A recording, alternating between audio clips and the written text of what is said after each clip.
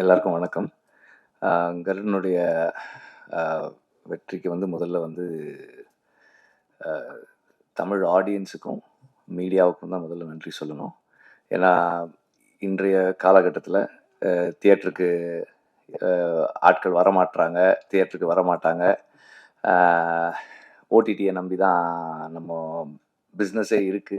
Last few இயர்ஸா நம்ம அப்படி தான் மாடலே பண்ணியிருக்கோம். ஓடிடி, சேட்டலைட் இதில இன்வெஸ்ட்மென்ட் வரும்.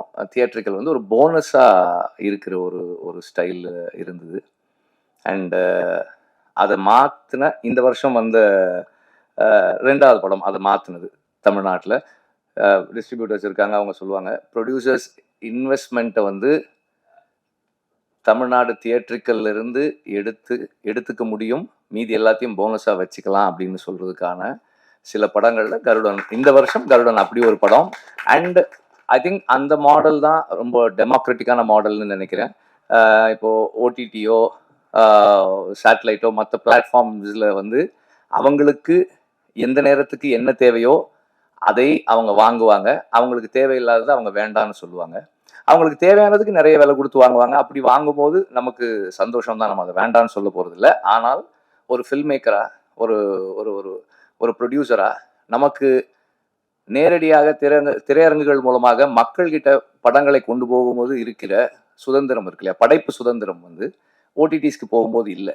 இப்போ நமக்கு இருக்கிற சூழல் நம் படங்களை நம் மக்களிடம் கொண்டு போய் சேர்த்து அதுக்கான என்ன இன்வெஸ்ட் பண்ணமோ அதை திரும்ப எடுக்கிறதுன்ற அந்த மாடல்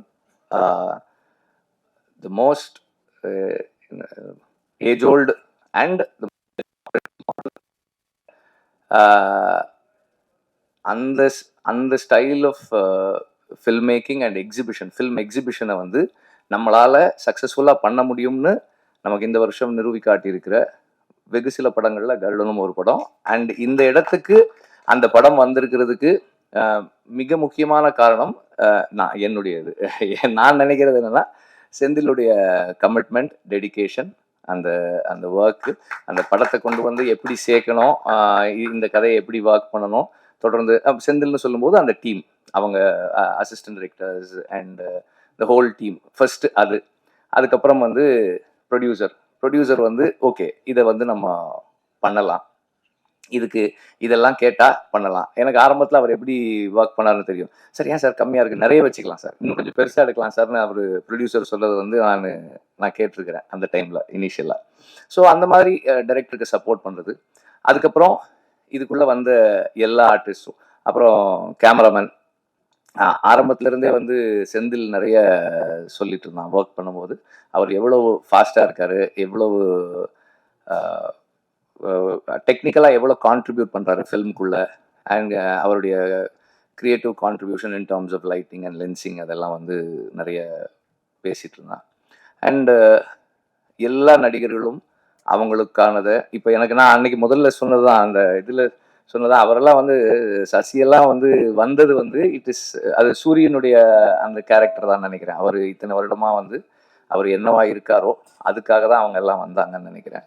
நான் முதல்ல கேட்டேன் சார், செந்தில் சொல்லும்போது நான் கேட்டேன், அவர் ஏன்ப்பா வர போறாரு, அவர் வரமாட்டாருப்பா, இந்த படத்துல ஏன்ப்பா அவர் பண்ணணும், ரோல் நல்லா இருக்கு, பட் அவர் ஏன் இதை பண்ணணும். அப்புறம் செந்தில் ஃபோன் பண்ணி சார் பண்றேன்னு சொல்லிட்டாரு.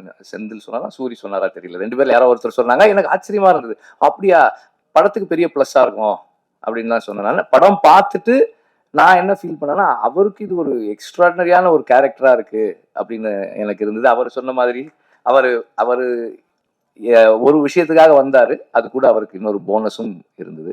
அண்ட் சூரியுடைய commitment to do a film, அது எனக்கு ஒரு ரோல் பண்ணணும்னா, விடுதலை பண்ணும்போதே அவருக்கு இங்க ஒரு இந்த ரைட் ஷோல்டர்ல ஒரு லிகமெண்ட் டேர் இருந்தது, அதோட தான் பண்ணாரு. நான் சரி கொஞ்சம் பிரேக் எடுத்துக்கலாம், இல்லைண்ணே பண்ணிடலானே.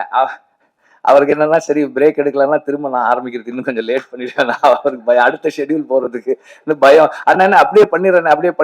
அதுல தெரியும், கொஞ்சம் ஓடும் போதெல்லாம் தெரியும். அங்க பட்ட காயத்தோடவே இந்த ஷூட்டிங்க்கு போறாரு. போனா அங்கேயும் போய் சும்மா இல்லாம அந்த ஃபர்ஸ்ட் அந்த டைட்டில் ரிவீல் பண்ண அந்த இதுல ஒர்க் பண்ணி இன்னும் டேமேஜ் பண்ணிக்கிட்டாரு. ஆனாலும் அதை என்கிட்ட ஒரு டைரக்டர் இதை கேட்குறாங்க, எனக்கு இப்படி ஒரு ஆப்பர்ச்சுனிட்டி கிடைச்சிருக்கு, இதுல என்னோட 100% நான் கொடுக்காமல் இருந்துடக்கூடாதுன்னு சூரி நினைக்கிறது இருக்கு இல்லையா, அது வந்து ஒரு டைரக்டருக்கு வந்து ஒரு பெரிய டிலைட்டா இருக்கு ஒர்க் பண்றதுக்கு. இப்ப எனக்கு அப்படி இருந்தது, செந்திலுக்கும் கண்டிப்பா அப்படி இருந்திருக்கும்னு நான் நினைக்கிறேன். ஏன்னா நம்ம சூரி இங்க இருந்து கொஞ்சம் கீழே ஒரு ஒரு 10 அடியில இருந்து குதிச்சா கொஞ்சம் நல்லா இருக்கும் இந்த ஷாட். சரிண்ணே, அது மேல ஏறிட்டேன். அண்ணே அதுக்கு மேல உனக்கு ஒரு 15 அடி அங்க இருந்து குதிக்கிட்டு போனா இன்னும் நல்லா இருக்கும்ண்ணே. ஓகே குதிங்க அப்படின்னு தான் இருக்கும். அந்த மாதிரி ஒரு நம்மள இம்ப்ரெஸ் பண்றதுக்கும் சர்ப்ரைஸ் பண்றதுக்கும் எப்போதுமே தயாரா இருக்கிற ஒரு நடிகனா இருக்கிறாரு. அண்ட் ஒரு is being true to himself. ஒரு ஒரு கேமரா ரோல் ஆகும்போது நடிக்க முயற்சி பண்ணாமல் அதை உணர்வை உள்வாங்கி அந்த கதாபாத்திரமாக இருக்க முயற்சி பண்றாரு. அது வந்து ரொம்ப ஒரு ஒரு முக்கியமான ஒரு கேரக்டரிஸ்டிக்ஸ். அதை அப்படியே அவர் வளர்த்துக்கிட்டாருன்னா இன்னும் நல்லா இருக்கும். அண்ட் நிறைய இன்னும் நிறைய பேர் ஆர்வி உதயகுமார் சார், சார் நீங்க நல்லா நடிப்பீங்கன்னு எங்களுக்கு எல்லாம் முன்னாடியே தெரியும் சார், உங்களுக்கு ஏற்ற கேரக்டர்ஸ் வரல சார், அவ்வளவுதான் சார். வரும்போது கண்டிப்பா கூப்பிட்டுருவோம் சார். அண்ட் இந்த படத்தை டிஸ்ட்ரிபியூட் பண்ணியிருக்கிற 5 ஸ்டார் செந்தில் சார், அவங்க வந்து இப்போ 2-3 படங்கள் பண்ணிட்டு இருக்காங்க, நல்லா பண்றாங்க. அண்ட் இந்த படத்தை சரியா கொண்டு போய் சேர்த்த இதுக்கு வந்து நானும் நன்றி தெரிவிச்சுக்கிறேன். ரொம்ப எஃபிஷியண்டா டிஸ்ட்ரிபியூட்டர்ஸ் எல்லாருமே நல்லா பண்ணியிருந்தீங்க படத்தை. அண்ட் எல்லா படத்துக்கும் ரிலீஸ் நேரத்தில் ப்ராப்ளம்ஸ் வரும், எல்லா படத்துக்கும் ப்ராப்ளம்ஸ் வரும். இந்த படத்துக்கும் அந்த மாதிரி ப்ராப்ளம்ஸ் இருந்தது. அந்த ப்ராப்ளம் வர்ற நேரத்தில் ப்ரொடியூசர் கூட இருக்கிறது ரொம்ப ரொம்ப முக்கியம். நான் எப்போதுமே அப்படின்னு நினைப்பேன். ஏன்னா ப்ரொடியூசர் வந்து பணம் போட்டுட்டு படம் பண்றாங்க, அந்த நேரத்துல நம்மளால என்ன செய்ய முடியுமோ அந்த சப்போர்ட் அவங்களுக்கு கொடுக்கணும் ரிலீஸ் நேரத்துல அப்படின்னு சொல்லி நான் எப்போதுமே நினைப்பேன். அந்த மாதிரி இந்த படத்துல ப்ரொடியூசர் கூட எல்லாருமே அவங்களால முடிஞ்ச அளவுக்கு சப்போர்ட் பண்ணி கூட நின்னாங்க. சூரி வந்து ப்ரொடியூசருக்கு இருந்தது ஒரு மிகப்பெரிய சப்போர்ட் அந்த நேரத்துல. அண்ட் இது வந்து இந்த படத்தின் மீது எல்லா விதத்திலையும் நம்பிக்கை வச்சு உழைச்சவங்களுடைய அந்த அந்த கதை மேல இருந்த அவங்களுக்கு அந்த படத்தின் மேல இருந்த நம்பிக்கை தான் எல்லாருமே அது கூட ஒன்னா நின்னது. அண்ட் அந்த நம்பிக்கையை சரியா ஃபுல்ஃபில் பண்ண அந்த டீமுக்கும் என்னுடைய பாராட்டுக்கள். முதல்ல சொன்ன மாதிரி இதை வந்து சரியா கொண்டு போய் மக்கள்கிட்ட சேர்க்கறதுல, ஏன்னா இன்னைக்கு மீடியான்றது நிறையவா மாறிடுச்சு. விகடன் மார்க்ல ஆரம்பிச்சு ஷார்ட்ஸ் அண்ட் ரீல்ஸ் வரைக்கும் ஒரு இதுதான், அப்படி ஒரு ஸ்க்ரால் பண்ணா வருது. யாரோ ஒருத்தர் சும்மா இந்த ஆடியன்ஸ் ரிவ்யூ அப்படி போடுறாங்க, படம் சூப்பருங்கன்றாங்க, இல்லைன்னா ஐயோ நல்லாவே இல்லை. That is also influencing the viewer. அடுத்த ஷோக்கு போகலாமா, நாளைக்கு போகலாமான்னு நினைக்கிறவங்கள இன்ஃப்ளூயன்ஸ் பண்ணுது.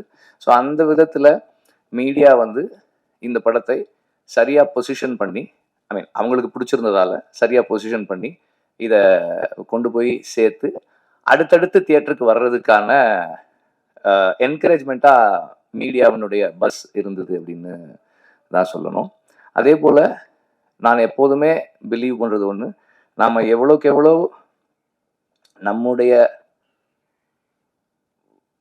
வாழ்க்கைக்கும் நம்முடைய வேருக்கும் நெருக்கமா இருக்குமோ அவ்வளவுக்கு அளவு மக்கள் அதை ஏத்துக்குவாங்க, இன்டர்நேஷனலாவுமே ஏத்துக்குவாங்கன்ற நம்பிக்கை எனக்கு எப்போதுமே உண்டு. அதை இந்த படம் இங்க தமிழ்நாட்டுக்குள்ள ப்ரூவ் பண்ணியிருக்குன்னு தான் எனக்கு தோணுது. அண்ட் இந்த இந்த படத்துல பெரிய அளவுல சம்பந்தமே இல்லாமல் இந்த மேடையில உட்கார்ந்துருக்கிறது நான் ஒருத்தன் தான். ஏன் உட்கார்ந்துருக்கேன்னு தெரியல. அண்ட் எல்லாரும் எனக்கு கொடுத்த நன்றிகளுக்கு நன்றி.